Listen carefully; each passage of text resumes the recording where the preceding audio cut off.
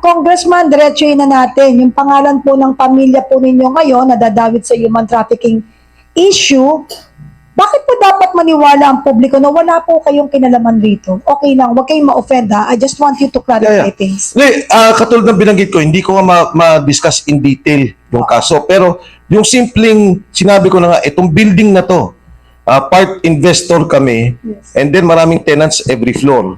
Ang ibig ba sabihin, pag kami inaresto sila doon sa mga tenants, no, eh, kasama na yung building, yung espasyo mismo. Yun yung ginawa lang involvement sa amin. Yun ang ginawa lang involvement. Ngayon, siguro conceptually din. So, KTV, sinasabi nila, mali. Or at least yung human trafficking side, sabi nila, oh, paano Soler? Paano City of Dreams? Paano Resorts World? Eh, may mga KTV doon. Ibig mo sabihin, damay yung mga establishment owners. Oo. So, anyway, sasagutin po namin yan. Again, hindi kasi ako yung may kaso eh. Yung asawa ko eh. Kaya kung ako lang yan, ako, hindi ako titigil na sagutin kung ano talaga yung ginawa nila dyan. Oo. Sorry. Pangatlo na ho to sa mga negosyo. Yes, oo. I've already mentioned this. Meron po kaming family business. Nag-divest na ako since December. Kinausap ko naman yung buong pamilya ko eh. Before all of this happened, kasi po si Gutesa lumabas November. Aha. Nung nakita ko na yung kay Gutesa, sabi ko, nako, delikado na to. So when that happened, nag-usap ko yun ng pamilya. Alam nyo, sinara yung aming isang quarry operations na pag-aari ng pamilya. Yes. Ang natanggal naming mga tao because of the suspension at nag-iyakan lahat. Alam nyo, yung mga tao namin during COVID, walang natanggal kahit isa. Nag-usap kami, magtipid kami, mag-ikutan kami so that everyone will be maintained. Kasi meron operation pa rin nun eh. Ngayon ang natanggal na tao, 100. Meron mo akong isang investment sa isang online company of which I became president. Minimum, minority investor ako. Nilusob po nila. Ginamit yung NBI, nagkaroon sila ng search warrant, wala silang nakita. Sinuspend. Yung amin ding kumpanya, sinuspend pa rin doon hanggang ngayon. Walang violation, sinuspend. Ang natanggal na tao, almost 1,000. Tapos ito po. Of course, ang directly tatamaan dito, yung mismong operator nung isa sa mga lessor, lessee. Kami yung lessor doon eh. So, dito sa krisis na to, na ang hirap na ng buhay, walang trabaho, dahil sa politika, 1,000 tao na ang tinamaan. 1,000 tao ang nawalan ng trabaho. Nung araw, 1,000 pamilya. 1,000 pamilya. Nung araw po, nung tahimik ako, hindi ako nakikialam, nagmamasid, nasa gilid, wala. Walang kakaso-kaso. Di ba? Tapos dahil nung identified pa ako kay BBM, dahil kasama ko si Inday Sara at saka si BBM, eh pag pumunta ako ng opisina, pinagbubuksan pa akong pinto eh. Oh. Ngayon, nakalak na. Alam mo, gusto ko talaga maglatag si Kong Mike. Tuloy-tuloy natin kasi medyo na-late tayo. Pero hahabulin natin. I want Kong Mike na makumpleto talaga. Kailangan alright. talaga. Alright, sige. Kasi karaniwan po kasi hindi basta-basta nagre-raid ang NBI or the National Bureau of Investigation kung wala naman pong basihan. Sa tingin niyo po ba, Kong Mike, saan ang galing ang impormasyon po na laban sa inyo? Again, di po ako makasagot dyan, pero we know for a fact na hindi yan biglaan. Ganun lang ang statement ko dyan. And I would also, etong gagawin na coalition rage launching sa Cebu, papakita na namin yung mga taong kinakasuhan. Like what I've mentioned, napakarami na pong kinakasuhan. Si SAS, di ba? Rogando. Meron na rin? Hindi, before even sa di ba, kaya na-force siya na lumipad. Si Lorraine Badoy, Okay. na-force na umalis. So, ganito po yung climate natin sa ngayon. Sa isang demokrasya, unless, sabi ko nga, manawagan umawak lang armas, manawagan ka na manggulo, dapat pinapayagan yung ganitong salitaan. Sa isang demokrasya, ang magiging kritisismo, lalo tigit, nakita natin yung korupsyon, hindi lang siguro ako yan, lahat tayo, sa inyo, mga nagsasalita kayo, na talagang galit, maraming galit eh. Kapag may kausap lang ako na nagtitinda, sabi ko, anong tingin mo dito sa impeachment ni VP Inday? Sabi na, Sir, puro kalokohan na yan. Saan itong flood control? Tingnan talaga nila yung korupsyon, ang daming ninakaw. So, Ito ho ang sentimento sa ngayon na marami. At hindi ibig sabihin na gusto natin ng kaguluhan. Ang gusto natin ay hustisya. Ang gusto natin, ikulong yung mga nagnakaw at maisoli yung pera na buwis, pawis, at buwis na binayaran ng bawat manggagawang Pilipino. Attorney, tsaka mic muna. Tuloy-tuloy ko. Kasi dapat madami to, pero binabawasan ko kasi hindi malinaw para sa atin na madami ang ating pamilya, pero walang sapat na dahilan na nakikita at na lalaman ng taong bayan. Dahil knowing Mike, siya yung pinaka-boses ngayon sa lahat ng mga laban At kasama mga vloggers at mga masang Pilipino, nakita mo siya talaga yung nakabalandra dyan. So alam natin na lang kung ito yung isang gigil Congressman, habang ongoing po yung investigasyon, paano po ninyo tinitignan ang inyong role? At bilang public figure, hindi na natin yan maki-question pa kahit sabihin mo hindi siya nakaupo sa gobyerno ngayon, he is really a public figure. Sikat talaga. At bilang bahagi ng pamilya na nadadawit sa isyong to, ano po ba yung nakikita niyong mas malawak na view sa nangyari po sa inyo? Siguro, tingin ko, alam nila na kung ako lang, kasi matagal na rin po naman, nung araw pa, nung oposisyon ako, nag-file kami nung kay Pangulong Estrada, and we were part of the opposition, siguro alam nila hindi ako mapapatahimik. So ang atake, yun, sa asawa ko, sa mga anak ko. And kami nag-uusap. Kasi at that time, bata pa yung mga bata nung araw, so hindi nila alam yung nangyayari sa ating lipunan, nung panahon ni Erap. Ngayon matatanda na sila At alam nila yung mga nangyayari, nag-uusap-usap kami. Nag-uusap kami dahil din sa mga issue at para din magkaroon sila ng consciousness na yung security nila bantayan. Diba? Mabantayan sila, maiayos sila. In fact, kailan lamang merong na-ambush dito si Perry Mariano, taga Quezon City, kaibigan namin yan ni Attorney Inton. Nakausap ko pa siya sa video call. 2 hours bago siya ma-assassinate, bago siya mabaril. Alam nyo, may mga intel pa ako nakuha. Marami naman diyang sympathetic sa atin, sa mga iba't ibang departamento na may kakayahan sa law enforcement agencies. Sa akin ba daw ibibinta? Oh, Kasi ikaw yun. ay hindi ko alam kung paano naman ididikit yun. Pero yun naman, may nagsabi, ididikit sa akin yung issue na yun. Ganito po, kadesperado. But okay lang mo yan. You know, Ninoy Aquino, during the time of Marcos Sr., was detained. Ang case niya was murder. Yun ho ang naging kaso ni Ninoy Aquino. So again, we're seeing the same things happening now. Na nakikita natin yung panggigipit, ginagamit yung mga ahensya ng gobyerno, yung nakawan na nakikita natin, parang bumabalik ulit yung mga nakaraang mga pangyayari sa ating kasaysayan, sa ating lipunan. Kung may ano po masasabi ninyo sa mga lumalabas na espekulasyon tungkol sa posibleng political angle, sa tingin po ninyo, dapat ba itong ikonsidera o hayaan mo na ang proseso na maglinaw?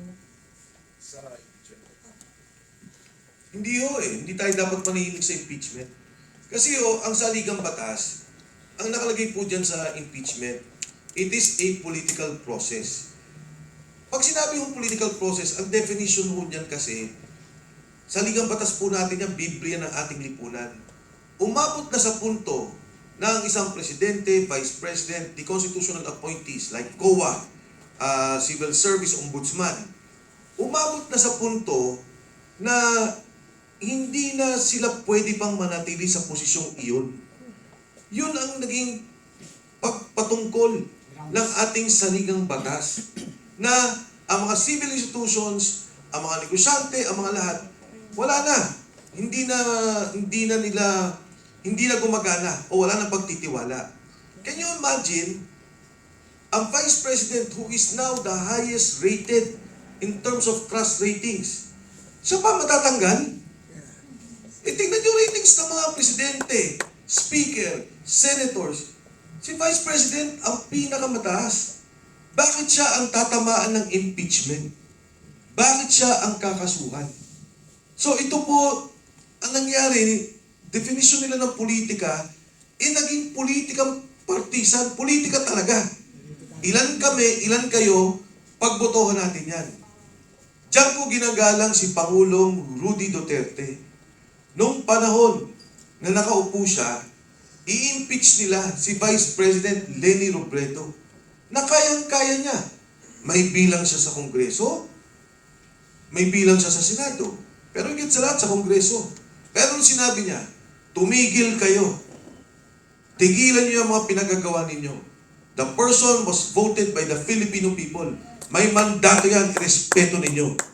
Yun ang salita ni President Duterte. Tama kayo, nakakakilabot yun at nangyayari na naman ngayon that the people of the Philippines needs to wake up. Paulit-ulit na lang, diba? Sabi nga nila, we can have mistake, but make sure it's different mistake. Pero pag yun ang mistake natin, magtiwala, bumoto ulit ng hangal, tayo na naman talaga ang kawawa. Alam niyo kanina nagsasalita si Kong Mike, sasagutin ko sana, but I don't want to interrupt him because yung salita niya talaga, kailangan natin talaga today. Kasi that's the reason why we need to wait for him. Tapos kahit tapos na yung tanong na yun, binabalik-balikan ko siya. Kasi ano tayo uhaw tayo sa oras na magpahayag. Kasi ang media ngayon ay medyo kakaiba. Namimili, di ba? So ang pagpapatunay lang natin, dapat tayo matuwa. Kapag, di ba may kaso si Kong Mike? Ilang kaso mo? Pagkatapos ng segment na to, baka 5 na yan. At sinisiguro ko, pagka may kaso ka pala ngayon, alam mo sinabi ni Kong Myo, kaya tawan-tawa ako, hindi ako makamove on doon. May kaso ka? O hindi, okay lang, kasuhan ka. Dahil pag may kaso ka, sigurado ka, hindi ka magnanakaw. So, moving forward, can you please continue? Kasi may mga tanong ka pa na Actually, nakapagod. kasi we're running out of time bago tayo mag-rapid fire. Isang tanong na lang kay Attorney Mike pagdating ko doon kay kaso ni Jay Sonsa. You mentioned something about availing of provisional remedies, no? Sa nangyari kay Jay Sonsa. Baka pwede yung ibigay niyo yung konteksto na to na kung bakit maganda sana na wag mo nang ma-dismiss yung kaso in relation to what he said na sinasabi niyang may sakit yung presidente. Okay, maganda ko ito, pakinggan niyo itong mabuti Si Jason sa dito ay isang akusado, pero ito ang kanyang mga karapatan. Apo. Go, Attorney Mike. Sa kaso kasi ng libel, lalo't ang iyong pinagsalitaan ay isang government official, yung truthfulness of what you said is available as a defense. Ngayon ang pinag-uusapan dito, yung medical condition of the president. Now, si Jay Sonsa as an accused, kung magtutuloy itong kaso na ito, now has the right to ask the court for yung mga other modes of discovery, including compelling yung mga yung production of the medical records of the president, or mag-undergo siya ng medical examination. At pwede na rin isama yung DNA to make sure na yung ini-examine na presidente ay yun yung totoong presidente. Kaya sabi ko dito, I think the NBI has committed a blunder here. This is a major blunder on their part na hindi nila pinag-aralan. Ang gusto lamang nila, maharas nila itong si Jason. They didn't even think about the possible consequences. Kaya natawa ako nung nakita ko binasa ko yung kaso. Sabi ko, swerte ka si Jason dito.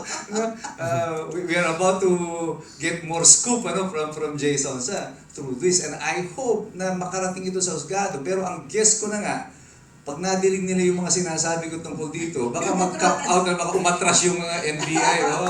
Yung judge nga, umatras na doon sa no bail niya, not bailable. So, I think they have committed a mistake here. The same way, kanina yung PGM and si Franco Mabanta, hinuli. Tapos meron daw 75 million na nasa sa maleta. Sabi ko, this is another, yung ill-advised na mga kilos ng NBI. Kasi first question mo dyan, saan galing yung 75 million? Kung yan ay pera ni Martin Romualdez, withdraw niya ba yan? Dapat may AMLAC report. Kung walang AMLAC report, that means nakastore somewhere in a condominium yung pera na yan, di ba? Kasi So, di ba? all of this, you can compare the production of all these documents. Pag tinuloy na itong kaso na to. Kaya I think the NBI, lagi ko sinasabi, yung arrogance and ignorance is a lethal combination. mayabang ka at pero ignorante ka naman, hindi ka maalam doon sa pinagagawa mo, you are bound to commit mistakes. Ang daming mga pagkakamali dito. The same way that they're committing all of these mistakes against you. Yung mga kasong pinagsasasampa kasi ang gusto lamang, maharas yung mga tao. I mean, look at this. Mag-pretend na lang tayo na bobo tayong lahat. Kunyari, aksidente lang na ang kinasuhan ay si Jason Sa. Kinasuhan si Mike Defensor. Kinasuhan ang PGMN. Kinasuhan si Kibuloy. Kinasuhan si Rodrigo Duterte. Si VP Sara. Kunyari, hindi natin alam. Mga bobo tayong lahat. Hindi natin mapagdudugtong-dugtong lahat ng mga ito. And this is the assumption of this government. That kayo, na mga mamamahayag, mga vloggers, ordinary individuals, ay wala kayong sapat na kaalaman o kaisipan, hindi nyo mapagdudugtong-dugtong ito. At kahit mapagdugtong-dugtong man ninyo, wala kaming paki, yun ang sinasabi nila sa atin. Ang mahalaga, gagawin natin. The only difference between democracy and other authoritarian government, you know what? Freedom of expression. Amen? Wala na yung freedom of expression na yan, authoritarian government tayo. And this is what is happening in our democracy right now. The republic is under threat. The democracy is under threat.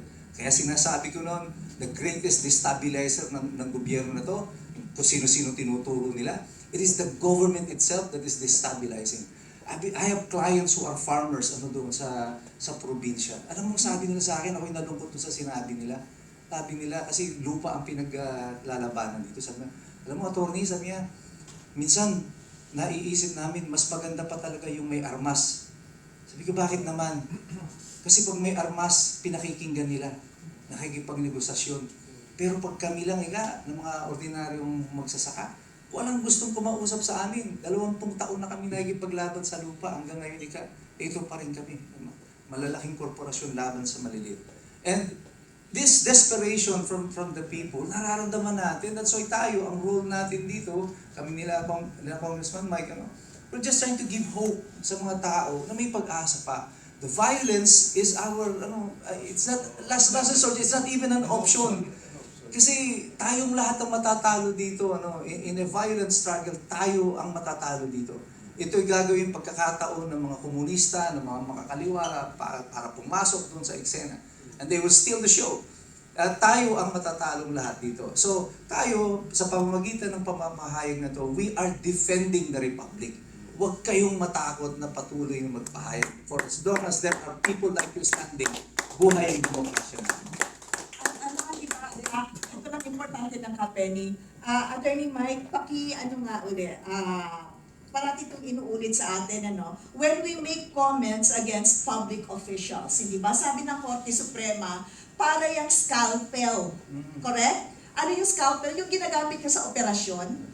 Iyon ay isang pagsusugat para matanggal yung nana na nasa loob ng katawan. Para matanggal yung bukol na nagkokos ng cancer. Yan ang hinahambing ng ating Korte Suprema sa fair commentaries ng bawat isang mamamayan patungkol sa kanyang public official. It is a scalpel that is needed to incise, to remove the cyst, yung nana, para matanggal yan sa katawan, para maging malinis. Kabilin-biligan niya ng Korte Suprema na kaya kailangan huwag isusuppress ang ating boses pag tayo ay nagsasalita laban sa mga nakaupong opisyal at sila naman dapat hindi balat sibuyas. Attorney, natatandaan mo nung kasagsagang pa lang ng gulo? Tapos tayo yung tinatawag na prayer warrior. Yes. Tapos isa-isa tayong kinunan ng opinion. Andyan yung isang prayer warrior. Natatandaan mo? Andyan pa siya. Si Kaastra. Saan? Andito sa likod. Ano mo ba sinabi ko, natatandaan mo, Kaastra? Anong palagay niyo sa aming mga Pilipino? Sugat na pagkatapos band-aidan, okay na, natakpan na. Hindi niyo ba alam pag tinatakpan ng sugat, kagat pa lang ng lamok yun, kaya niyo tinakpan, naging sugat, kinamot niyo. Pag pinabayaan niyo yan na nakatakip, magiging gangrene yan. Ganun yung sinasabi niya, kaya kailangan ng scalpel, talagang para buksan, makita, ano ba? Yes, I like it. Kaya, sa totoo lang, Yung sinasabi kanina naman ni attorney na magpanggap na lang po tayong bobo. Ano kaya yung sinasabi sa kabila? Magpanggap kayong matatalino. Di ba? Kaya ano mangyayari sa kawawang bayan? Patay. Penny, una, thank you, Attorney Mike, dun sa mga binanggit mo. Pero, just in relation to what you said, kasi ngayon po sa Kongreso, minabuti ko na, before the voting, nasabihin na ho to. Yung mga congressmen na kausap ko, dalawa po ang panakot sa kanila. Una, hindi na i-release yung pondo para sa kanilang mga distrito. O dun sa mga party list, hindi na magre-release ng pondo. Ang pangalawa po, kakasuhan din sila. Kinuha yung lahat ng SALE nila para sila kasuhan. Nabanggit ko po itong mga bagay na to kasi maging sa Kongreso at sa Senado, may mga ganyang pananakot na ginagawa para ma-impeach si VP Inday Sara para matanggal yung kanilang kalaban sa 2028. So, tama yung binanggit ni Atty. Mike, tayo, taong bayan, tayo mga nagsasalita, ituloy po natin yan, pero mukhang humihingi na rin ng tulong yung mga kasama natin sa Kongreso. Humihingi sila ng tulong dahil sila po mismo ginigipit na rin. Pondo at kaso. Yun po ang ginagawa sa kanila. Marami ang hindi boboto ng impeachment dahil hindi sila naniniwala. Okay. Marami din naman po na napipilitan dahil naiipit sa sitwasyon ngayon. So I wanted to relay that sa mga kasamahan po natin para lang din malaman naman nila. At baka naman din yung mga congressmen na ginigipit, magsalita na rin. At sabihin nila yung totoong nangyayari sa Kongreso sa ngayon. Kung ako attorney, pakiusap ko dun sa mga mambabatas natin, bumaba kayo sa inyong mga constituents, magpulong-pulong kayo, kausapin nyo sila kung anong tunay na nangyayari at kunin nyo rin ang kanilang hinaing. No? Kasi representante nila kayo. At the end of the day, kapag kayo ay kinatigan ng inyong constituents, wala kayong regret. Dahil totoong boses nila ang ilalabas ninyo kapag nagbotohan mo sa May 11. May boto man o wala. May boto man o wala, pera lang yan. Pero yung dignidad ninyo bilang representante, dignidad ng mga constituents ninyo, yun ang dapat nyo isaalang-alang. Kasi po, kayo ay inilagay dyan sa pwesto under the social contract theory na sinabi ni Atty. Mike Operario. Pangalagaan nyo ang inyong constituents, ang pera nahahanap na lang yan, at kung kailangan magdusa, sama-sama ho tayong magdusa. Huwag lang ipahamak sa ang ating Vice Presidente sa isang maling mga paratang, sa mga maling paratang. Okay, nakakakilabot naman yung salita mo. Rapid fire na tayo! Rapid fire na tayo! Handa na ba ang lahat? Rapid fire! Handa na ba ang ating mga panuhin na talagang nagiging mainit dahil lumalabas ang katotohanan? Dahil may dala ka bang scalpel? Ini-scalpel mo eh. Anyway, mga minamahal namin mga panelists, please answer the following questions in one brief word or sentence. Sir, umpisa natin si Kong Mike. Si Kong Mike.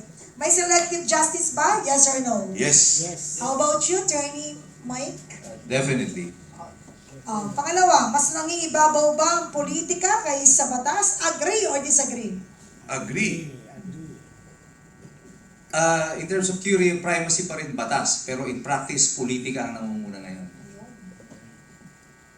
Ano ang biggest problem ngayon? Corruption, politika, o mahina ang sistema? Presidente.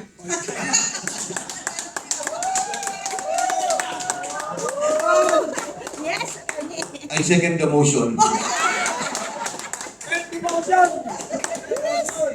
Okay, next is due process or delay of justice. Ano ang mas malaking issue ngayon? Actually, magkasama yun. No? You cannot speak of due process kung mayroong delay of justice. So hindi mo sila pwedeng i-segregate. No justice.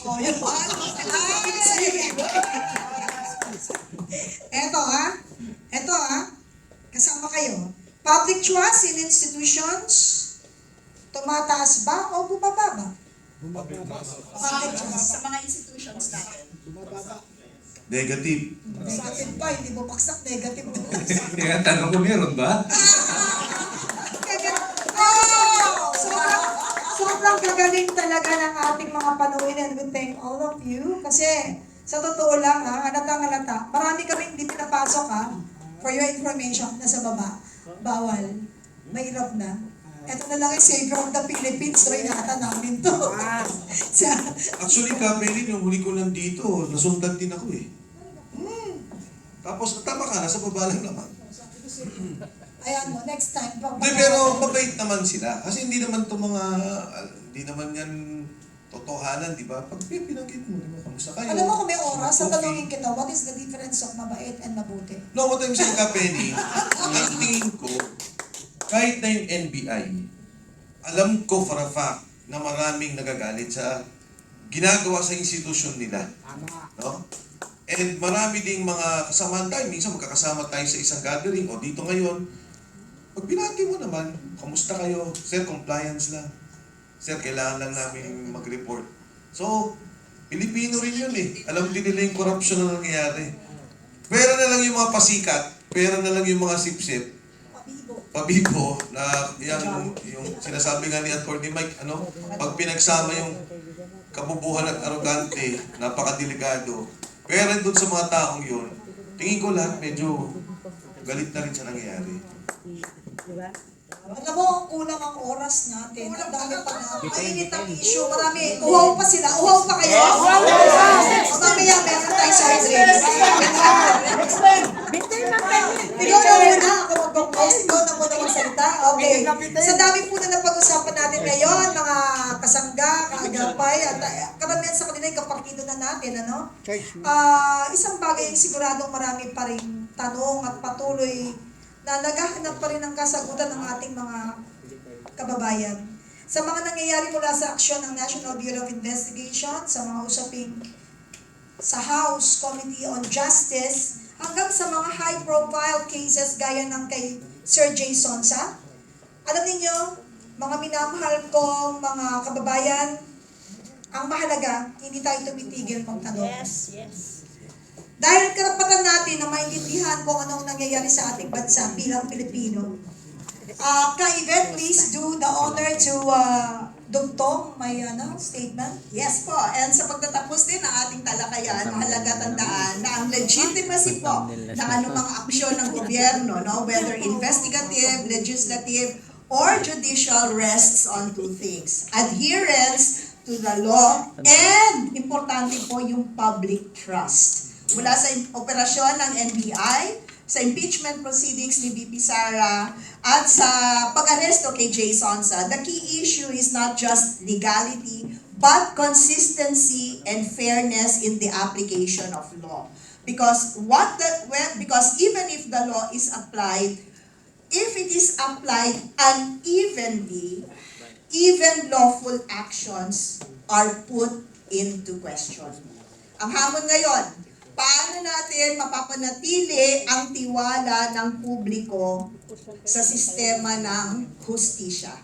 Ako si Atty. Yvette Contacto po, Pilipinas, dapat para sa Pilipinas. Yay! At bago pong lahat, nakalimutan natin bigyan ng pagkakataong makapagbigay ng last message ang ating pong panelists. Yes. We must not forget it. Masyadong mainit ang usapin ngayong araw. Attorney Michael Pereira, please do the honor. Yes, this is my message coming from paborito ko nun, ang boss ko dati, si Senator Rocco. Tanong niya lagi sa amin, what is the sound of one hand clapping? Anong tunog ng isang kamay na pumapalakpak? Can you clap with one hand? One hand lang. Can you clap? What you should do, find a partner. Now clap. Ako yung partner nyo. Now we can clap. The sound of one hand clapping is the sound of cooperation. With us together, we can do the impossible. Right now, we are David, kalaban natin si Goliath. But with us collectively, we can be stronger than Goliath. One mic, please. Yes, thank you, Atty. Mike. Alam nyo, yung nagbibigay ng lakas ng loob sa atin, sa ating lahat, yung ang ganitong mga kasama natin. Kapeni, Atty. Yvette, si Attorney Mike, na patuloy na nagsasalita. Alam niyo, kung titingnan natin yung ating bansa sa ngayon, o yung tinitingnan natin yung nangyayari, yung pagiging makabayan, hindi ka naman pinanganak na naging makabayan ka kagad. Yung pagiging matapang, wala namang likas na matapang. Diba? Kung minsan nga natatakot ka sa mga nangyayari. Pero ito, binibigay sa atin ang isang oportunidad sa yugto ng ating kasaysayan na may gawin tayo, na may magawa tayo. Ngayon lang po nangyari ang ganitong klaseng sistematikong korupsyon sa ating bansa. Yung epekto nito, labis-labis. Yung PhilHealth, no? Nakita naman ho natin yan. Mga ospital ayaw na magbigay ng kaukulang medical atensyon sa ating mga kababayan dahil sinasabi nila, walang pondo PhilHealth. Napaganda sana ang sistema yan, pero dahil nga yung pondo, tinanggal nila, nawala. Imbis na mapaganda ang programa, nawala na po yung ating pagpapalawak sa PhilHealth. Yung subway natin, dapat nagawa na yan. Yun na nga lang ang dapat nangyari. 2028, inaugurate ni BBM. May subway ng Pilipinas parang Hong Kong at Japan. So, hindi rin o ginawa. Dahil ang pondo niloko, kinuwang pondo. Nilagay sa flood control. Marami pong lalabas pang mga isyu sa darating na panahon. At ito yung pagkakataon na ipakita natin yung pagmamahal sa ating bansa. Hindi na ho para sa atin. Tony Vet, Tony Mike, Kapeni, hindi na para sa atin to. Sa kinabukasan na ng ating mga anak. Yung nangyari noon na korupsyon, nakawan sa gobyerno, at yung pagkitil sa ating karapatang magsalita, nangyayari ulit ngayon. Ito ho ang panahon na tumindig tayo. Panahon para maging makabayan, panahon para tumabang, at panahon para magkaisa tayong lahat na magkaroon ng magandang kinabukasan yung ating mga. Maraming salamat po. Maraming salamat po, Mike, Attorney Mike Operario. At sa lahat dito, buksan ang inyong puso para malinawan ng ating kaisipan at ipagpatuloy ang paninindigan sa tama sapagkat hindi ito biro. Ang ating pinaninindigan ay laban ng hindi kung sino man, kundi laban ng sambayanang Pilipino. Maraming salamat!